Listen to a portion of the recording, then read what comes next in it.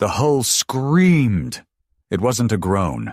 It was a high-pitched metallic shriek as the pressure hull compressed under the weight of the Atlantic Ocean, 280 meters down.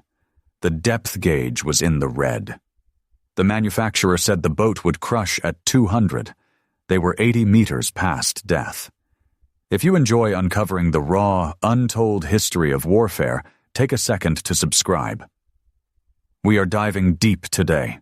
A rivet popped from the bulkhead. It shot across the control room like a bullet. It ricocheted off the periscope housing with a sharp ping. The captain didn't flinch. He just watched the depth gauge. The needle trembled.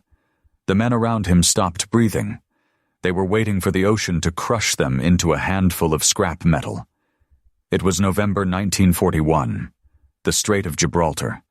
The bottleneck of the world. The British Royal Navy had turned this narrow stretch of water into a fortress. Searchlights swept the surface. Sonar swept the depths. Destroyers patrolled in overlapping patterns. No German U-boat was supposed to survive this passage. It was a suicide mission. And U-96 was right in the middle of the trap.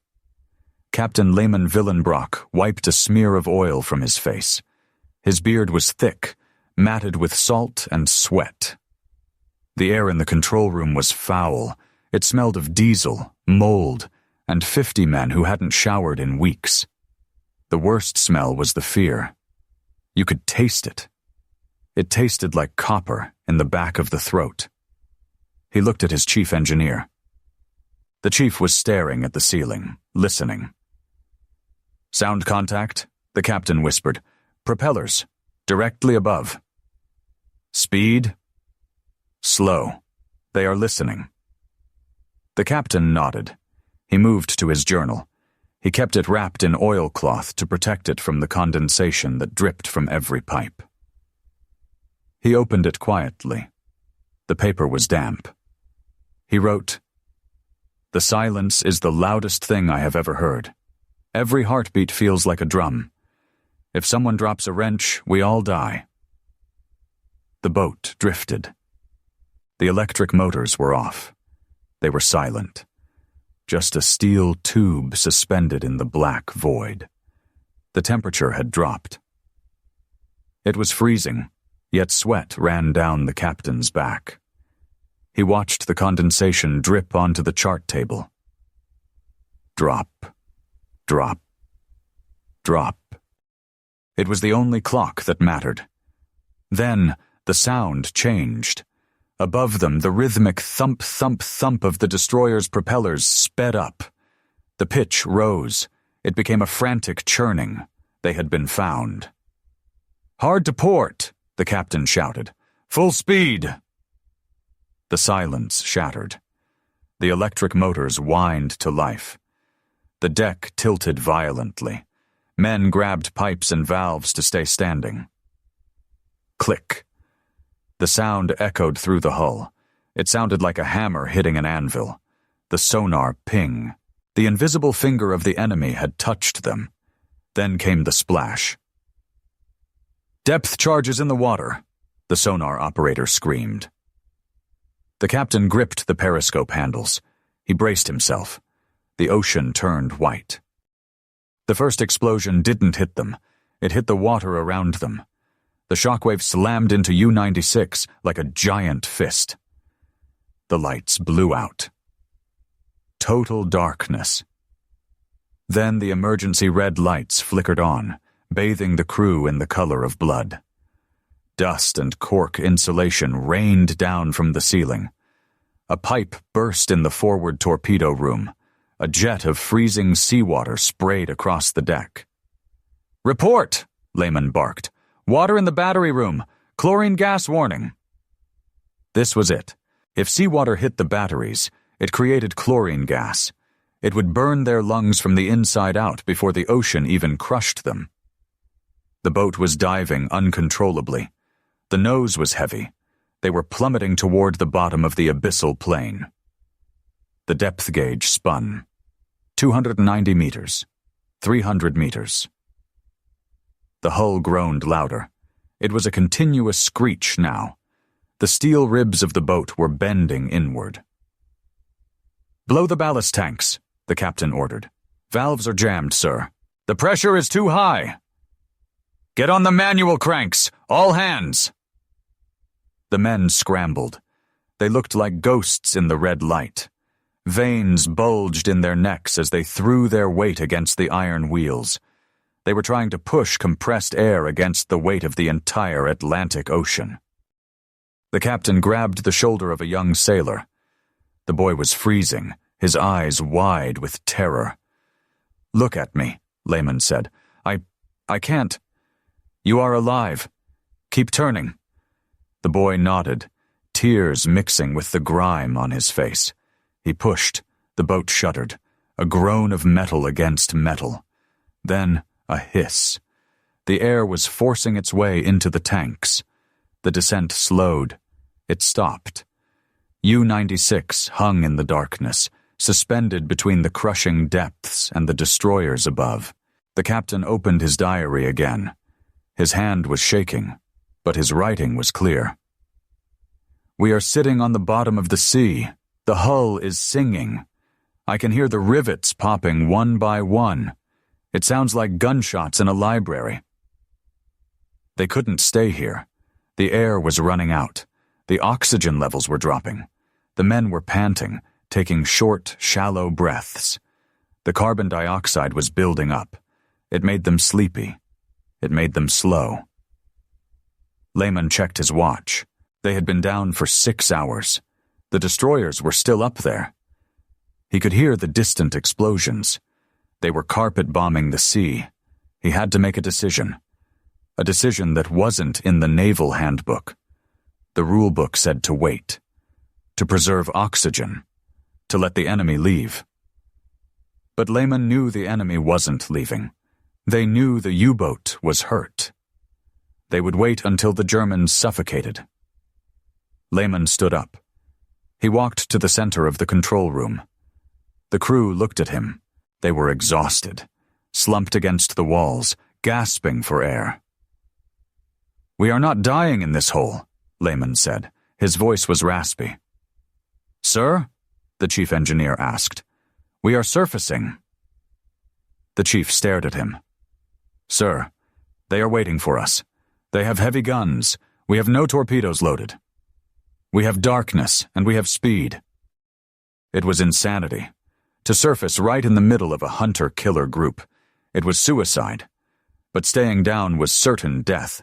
Surfacing was a gamble. "Prepare to surface. Blow all remaining tanks. Stand by diesel engines." The order electrified the crew. It was a death sentence, but it was action. Better to die fighting in the fresh air than to suffocate in the dark. The valves opened. The last reserves of compressed air roared into the tanks. The U-boat bucked. The nose lifted. They began to rise. Faster, faster. The water rushed past the hull. 30 meters, 20 meters, 10 meters. The navigator counted down. "Tower clear." Lehman threw open the hatch. The pressure change popped his ears. He climbed the ladder, lungs burning for oxygen. He burst out onto the conning tower. The world was chaos. It was night, but it wasn't dark. The sky was lit up by star shells, flares hanging in the air, burning with a harsh white magnesium light.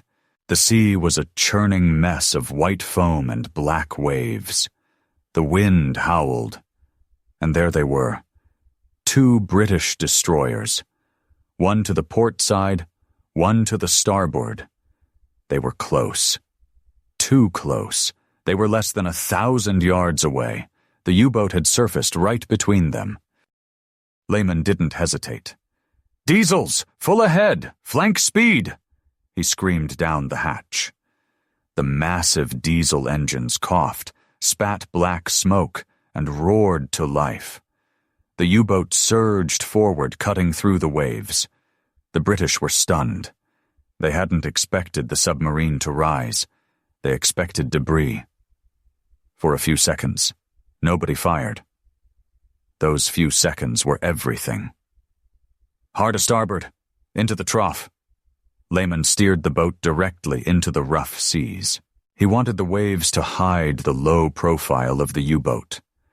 Then the sky exploded. The destroyers opened fire.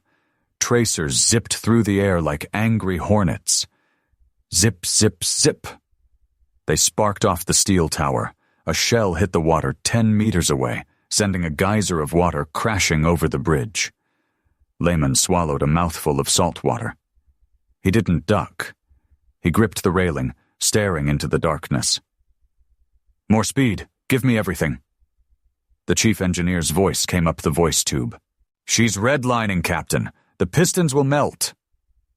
"Let them melt. Get us out of here." The U-boat was vibrating so hard, Lehman's teeth chattered. They were doing 18 knots on the surface. They were outrunning the turret rotation of the destroyers. The British ships tried to turn, but they were heavy. The U-boat was nimble. Lehman wove the ship through the waves, using the darkness and the storm as a cloak. A searchlight swept across the water. The beam hit the wake of the U-boat. It crept closer to the stern. If the light touched them, they were dead. The gunners would have a perfect target. Lehman watched the beam. It was 10 meters behind them. 5 meters. "Smoke," Lehman ordered. "Release smoke canisters." A thick cloud of chemical smoke billowed from the stern. The white beam of the searchlight hit the smoke and scattered. The U-boat vanished into a wall of gray fog. The firing stopped. The British had lost them. Lehman didn't slow down. He kept the engine screaming for another hour. He stood on the bridge, soaking wet, freezing, staring astern. The flares faded behind them. The roar of the destroyers turned into a distant hum. The ocean was empty again. Lehman leaned against the periscope standard. His legs were trembling. He pulled a pack of cigarettes from his jacket. They were soaked, ruined. He put a soggy cigarette in his mouth anyway. He looked down the hatch. The red light was gone. The crew had switched to normal lighting. They were alive. Later that night, the radio operator decoded a message from headquarters. They asked for a status report. They assumed U-96 was lost. Lehman dictated the reply himself. "Unit operational. Blockade breached. Continuing patrol." He closed his diary. The final entry for the day was short. "The sea tried to take us. The British tried to take us. We are still here. I do not know why. Maybe the devil isn't ready for us yet." According to official Kriegsmarine records, U-96 survived 7 patrols. It became one of the most famous boats of the war. The Gibraltar run remains a case study in naval academies, a lesson in impossible odds. But the men who were there never called it a lesson. They called it a miracle. War creates legends. It creates stories of steel and bravery. But mostly, it creates ghosts. The Atlantic is full of them. If you want more forgotten stories of the men who lived through the hell of WWII, subscribe. This channel exists to bring their voices back. The ocean is vast, and it remembers everything.